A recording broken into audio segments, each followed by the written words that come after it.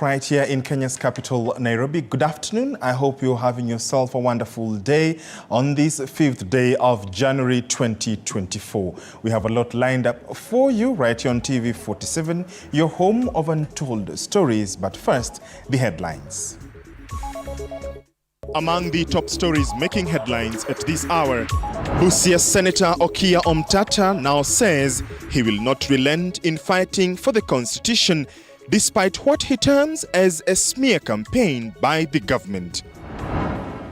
Immigration Department to witness the first batch of visa-free arrivals at JKIA days after the program was reported to be postponed. Plus, hundreds of vehicles impounded along Thika and Mombasa roads in a joint operation between NTSA and the police to weed out unroadworthy vehicles. Wale ambao hawatazingatia sheria za barabarani, wakati huu tutawashika, tutawapeleka kotini.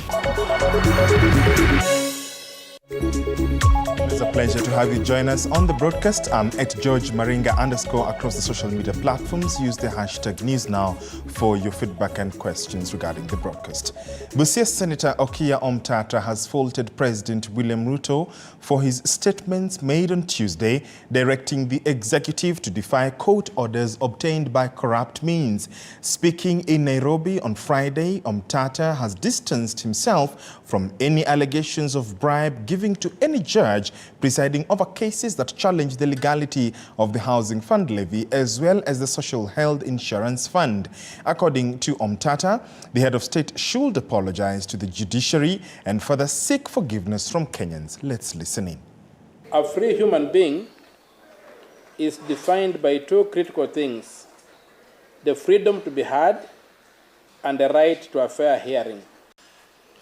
Thus, liberty steadily walks on two legs: a free press and an independent judiciary.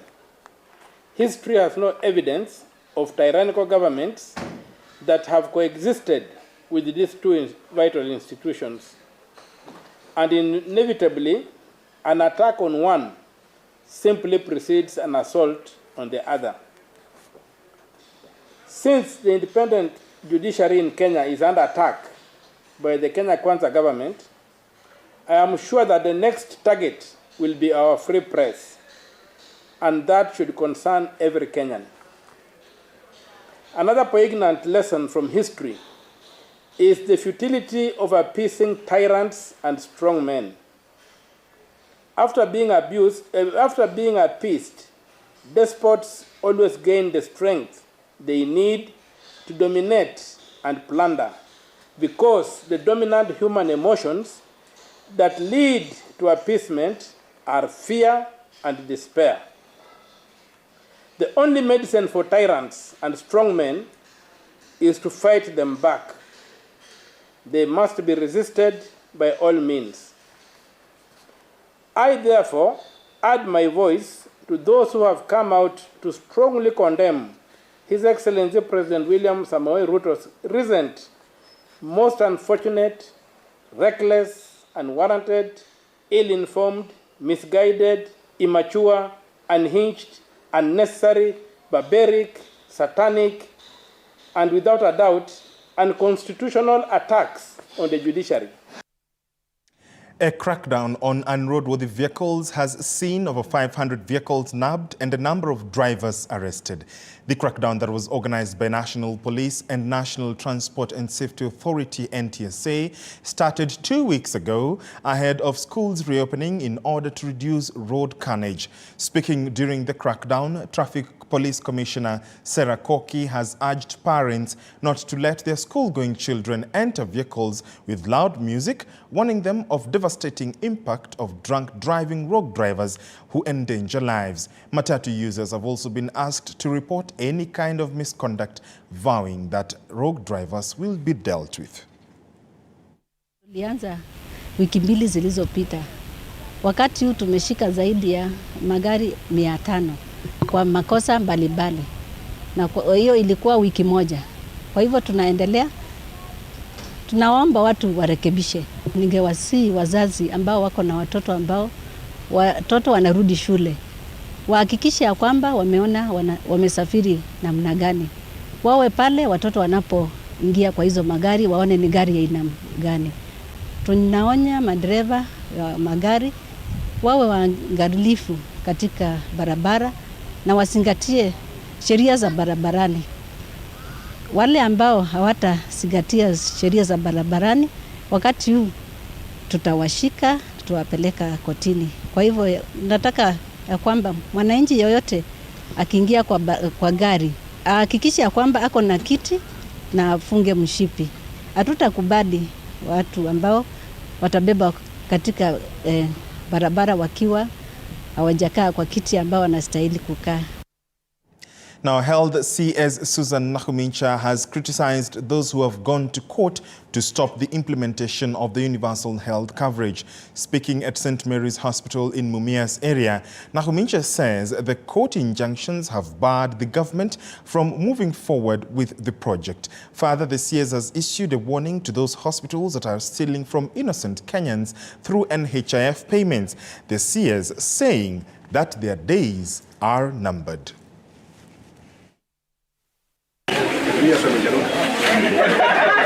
Kuna changamoto kidogo tu. Mnajua kuna wale watu wameenda kotini kusema ya kwamba mimi nilifanya kazi haraka sana kuleta sheria, sasa wamenichelewesha. Nimesikia judges wataketi hii wiki, nataka muwaombe wakuwe na busara. And I want to confirm Kenyans, mimi judges wakisema hiyo kesi wametupilia mbali, within 2 weeks tutaanza kuandikisha watu wa kulipa 300 shillings. Within 2 weeks tutaanza mipango ya kuhakikisha ya kwamba hiyo critical illness fund iko hapo, ndio Wakenya waanze kupata faida. Lakini nataka pia niombe Wakenya, you know, it doesn't make sense ya kwamba wewe uko na comprehensive medical insurance paid for by the taxpayers of this country, na tukianza kufanya mpango ya hawa kupata bima ya afya unaenda unapinga kotini. It is not fair. Na unajua hao comprehensive yao ni pesa mingi sana. Hakuna ule public officer hana hii insurance. Kila mtu public ako nayo. Sasa rais akinipatia direction nikifanya mpango yenu, nyinyi wale hamna kazi wanapinga. Is it fair? So nataka kuomba judges wakuwe na busara, wawekelee hiyo mambo mbali ili tuweze kuhudumia Wakenya. Now, angry coffee farmers under Mukengeria Coffee Cooperative Society in Gishogo, Kirinyaga County, now say that the society continues to register low earnings for farmers and every effort to seek answers is met with unreasonable explanations.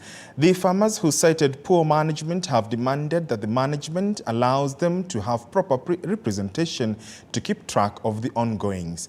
The farmers, who were led by Harrison Karani, say they will not allow sale of coffee from the society until their demands are met.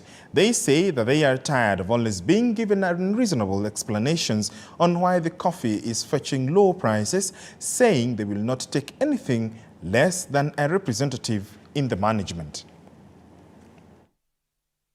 Kahawa ni kitu ya maana sana, ile ambaye tunafikiria ati mtu akiamuka wale wanalima kahawa. Huu ndio mti ule ambaye unatufanya sisi kuwa matajiri. Tukiona miti kahawa ikienda chini, sisi tunahofia sana, na tunataka hata kuambia serikali ya kwamba kahawa ichungwe. Siku ya leo tulikuja katika hii factory yetu ya Mukengeria sababu tulikuwa na shinda, hatuna committee member ambao wanaweza kutusimamia katika kilimo yetu ya kahawa. Na vile mwito wa serikali ni kwamba kahawa ama ukusanyaji wa kahawa na ukulima wa kahawa ni biashara. Hapa tumeungana sababu ya dispensation ya kahawa. Ule mkamiti tuko naye atupe ile huduma, atupatie ile huduma tu inahitajika. Tumeitwa tukutana hapa mara zaidi ya mara tatu. Na ile agenda peke yake, ile agenda kamiti inatuzunguza mpaka tukaona hakuna maneno mengine. All the farmers of Mukengeria factory are demanding that due to their high production, they being given a committee member to safeguard and look at their welfare. So we are assembled here today with the management committee of Kabare, who has totally refused to cooperate with the farmers, and we have given them ultimatum that we shall not allow our coffee to go out, nor shall we attend the oncoming annual general meeting or participate in the coming elections or in March. A section of Nkareta residents in Narok North Sub-County are up in arms over low-lying live electric wires that put them at risk of electrocution after several poles fell.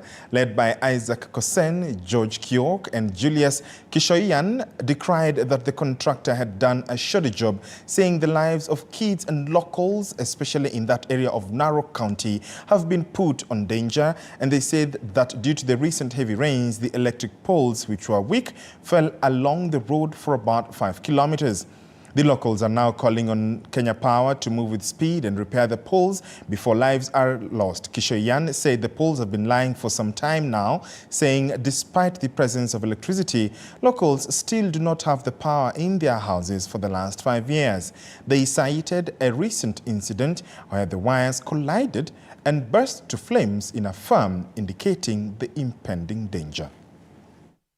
Stima. Kusema ukweli, kuna maboma ilikuwa karibu iungue sababu ya stima, na tunaomba rais wetu atimize ahadi. Alikuwa ametuambia stima tuwekee kwa manyumba na bei ya chini. Tunaomba hizo king za stima tutengenezewe. Ile contractor mwenye alikuwa amepewa hiyo tenda hakuweka vizuri. Sasa mvua iliponyesha, maposti zikaanza kuoza na zikaanguka. Sasa zingine tunashukuru Mungu sababu haijaangukia kwa maboma, ilianguka tu na kushika moto. Na hiyo stima ilikuwa na moto na haijaingizwa kwa maboma wala senda. Naona stima sasa yote anakatika. Hii miti karibu saa hii analala karibu mwaka 5, na ile anaanguka karibu anashoma hiyo bama. Karibu hii bama anashomeka, lakini shamba anashomeka. Lakini Mungu tu analinda, kwa sababu sisi anaona hajaona masaidisho chochote. Kenda hii barabara na hii stima, kwa sababu ni rais Uhuru anaweka na pamoja na rais hii iko naye rais yetu Ruto, na hawa sasa anaweka stima, lakini hajawana ile mtu mwingine anatangulia na anafuatilia. A section of border operators have sued the Kenya Kwanza government for allegedly leaving them out of government plans. In the application made at the Milimani Law Courts, the operators state that the government's narrative that the structures of the current political government is comprised of the border and Mamamboga is false and untrue and causes psychological trauma. And as Grace Kuria Kanja now tells us, they are also seeking compensation. Serikali ya 2022 itaundwa na mahasla. Hawa mama mboga hawa, watu ya bodaboda hawa. That was in July 2021. Anyone living in Kenya knows for a fact that that statement has been made over and over again. Serikali itaundwa na mamamboga na watu wa bodaboda. So listen, some bodaboda operators have spoken and they are disgruntled. In the court papers submitted at the Milimani Law Courts, they lament that the UDA party and other respondents during the 2022 general elections ran a campaign that was majorly centered around the empowerment and uplifting of the lives of the persons engaged in boda and mamamboga business as a means of earning a living in the Republic of Kenya. Linda Jamii has sued the Kenya Kwanza administration for using the goodwill of mamamboga and boda without permission for political gain. They further state that the government has, since the conclusion of the said 9th August 2022 general elections, peddled the narrative that the structures of the current political government is comprised of the boda and mamamboga, while in fact the same is utterly false and untrue. According to the border operators, the said utterances have exposed the persons relying on a border and mama mboga business as a means of earning a living and to fend for themselves to stereotyping, owing to the undeniable fact of the current government's inability to bring down the runaway cost of living bedeviling the country. Further adding that, utterances that the current executive arm of the government of Kenya is comprised of the border and mama mboga subject the persons engaged in border and mama mboga business to psychological trauma owing to the reduction in their source of income by hostility of the Kenyan people who are clearly dissatisfied with the government's inability to bring down the cost of living. We are asking the following. The court should declare that Kenya Kwanza administration, their employees and everybody else should not use the term boda and mama mboga without permission until this case is heard and determined. Additionally, the petitioners, among them Malindi boda operators and Linda Jamii, are also seeking a compensation of 426 billion shillings for the loss of goodwill. Grace Kuriakanja, TV47. Thank you, Grace, for that. Business activities in Limuru's clothes market came to a halt today after loaders who supply sellers with their stock lost their donkeys to suspected illegal slaughters in Ndeye sub-county in Limuru constituency. Aggrieved loaders condemned the rampant business of donkey slaughtering, emphasizing that these animals were their only means to ease carrying loads exceeding 100 kilograms. They have called on the security team to enhance patrols, and the business community urged the Ministry of Trade in collaboration with Foreign Affairs to scrutinize importers suspected of demanding donkey skins in China and other countries. The donkey population is now endangered, giving birth only once per year. Confirming the incident, Limuru Sub-County Police Commander Philip Mwania stated that patrols will be enhanced. He urged donkey owners in Limuru to be vigilant and protect their animals, which have become targets for criminals. Tarehe 4 asubuhi tuliamkia kupoteza punda 4 na tukaripoti kwa kila mahali kwa stock theft na pia kwa police station hapa Limuru. Na pia hata saa hii hatujapata usaidizi. Usiku wa jana tumeweza tena kupoteza punda 6. Zote kwa jumla ni punda 10 kwa mwezi mmoja. Na hiyo imetugharimu sisi hata kutoweza kufanya kazi na kushirikiana venye tumekuwa, na pia kazi ikakuwa mzito. Hii mizigo ukiangalia hakuna mzigo iko chini ya kilo 100. Kutembea na mzigo ya kilo 100 pia wewe unajiumiza kwa mwili. Na fichinjio zile zinachinja punda, mimi naomba hizo fichinjio zote sifungwe. Kitu ya pili, hizi ngozi za punda zinapelekwa China. Waangalie hawa watu wanaimport vitu kutoka Kenya kupeleka China, zinapitia wapi na ni akina nani hawa wako na hizo biashara juu ziko na demand sana, inatumia punda. Tunataka wajengewe nyumba za kuweka punda, wapatiwe security. Jioni wakimaliza kazi, wanafungia punda zao mahali ili security inapatikana juu hawa watu wako na kazi ngumu ya kulala kama wamekaa na punda zao. Tulipata ripoti kutoka kwa mtu anaitwa Owen Ngugi kutoka sokoni ya Limuru kwamba iko punda zake 5 ziliibiwa. Ripoti imeandikwa hapo Limuru Police Station na uchunguzi imeanza. Na members of public watupatie report ikiwa wanaona wako suspicious na ile watu wanaimba punda, watupatie report. In an unusual case of benchmarking, Keharo Member of Parliament Ndindi Nyoro hosted more than 10 MPs in his constituency to benchmark on his constituency development projects. Ndindi, who was ranked the best performing MP for using his NG-CDF to benefit his constituents, took his parliamentary colleagues through the Masomo Bora program that's helping students in day schools in the constituency to pay 1,000 shillings school fees per term. The MPs, who were accompanied by their CDF managers and project management committees, also visited schools which have been freshly renovated and tiled, with 10 schools in the constituency also having cabrols as well as modern roofing systems. Ndindi, who later addressed the media with his fellow MPs, allayed fears on capitation funds for schools, saying they will disburse on time when schools resume next week. Our colleagues, because we keep learning from each other. I learn a lot from interactions with my colleagues, members of parliament. I also visit their constituencies, and we were glad today to also host them for the same exercise that we always do as members of parliament.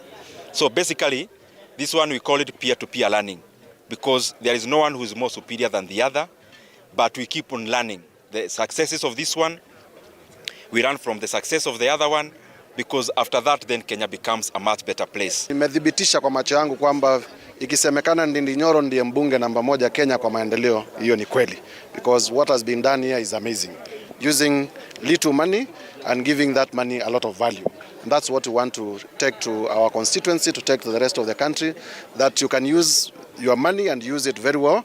You do more development using the same resources, because ukiangalia shule and the amount of money that has been used, mahali kwingine the same amount of money is being used to do very little work. Every MP in Nairobi should really look into this model, because one, you bring the fee down to 1,000 shillings, so it's affordable. Right now people are struggling with resources. The second thing is the retention. The amount of children that come, you've got 100% retention of students. So I think that's something that we should consider, because we've got a lot of dropouts, a lot of children that don't finish school. Nilikuwa tu nakuja kuangalia vile amefanya, ikawafanya watoto waweze kusoma vizuri na wazazi walipe pesa kidogo sana in terms of per term. Na nimesoma na nikaona hii program pia mimi naenda kuimplement huko Thika, ndio watoto wangu wale especially wa day schools wao wanakula shule, na wazazi ni wapunguzie karo ya shule itoke vile wanalipanga between 15,000 11,000. I make sure I'll be able to reduce by half, wao wanalipa 6,000 ama 7,000, ndio tuweze paia, ndio tuweze kusaidia watoto wetu. Picture this, living in a cave for over 2 years after being evicted from the government forest, then getting another eviction notice from the cave after missing death by a whisker when parts of the cave start collapsing. That is the story of the life of hundreds of squatters at Chesokwa Cave in Mount Elgon. Here is more. The environment at Chesokwa Cave in Mount Elgon constituency, Bungoma County, depicts the real struggle of life for over 100 squatters who were evicted from the government's land a few years ago. Rispa Chemosop is a survivor of the recent caving in. Paka hii mao kama anakatika hivi. Hata mimi nilistuka sana, nilisema na kama sasa kumbe alikuwa shetani, si angetoa mimi kabisa ni sawa ya dunia hii, kwa sababu hata ningekufa hapa hakuna mahali watapeleka mimi. Na hii pango ni ya mandofu, tuko tunawaza na hii ndovu ikikuja usiku sisi tutapona kweli? Unaona maumbwa usiku inapita wewe, inaruka wewe, inaenda hata saa zingine unapata umbwa inakulamba.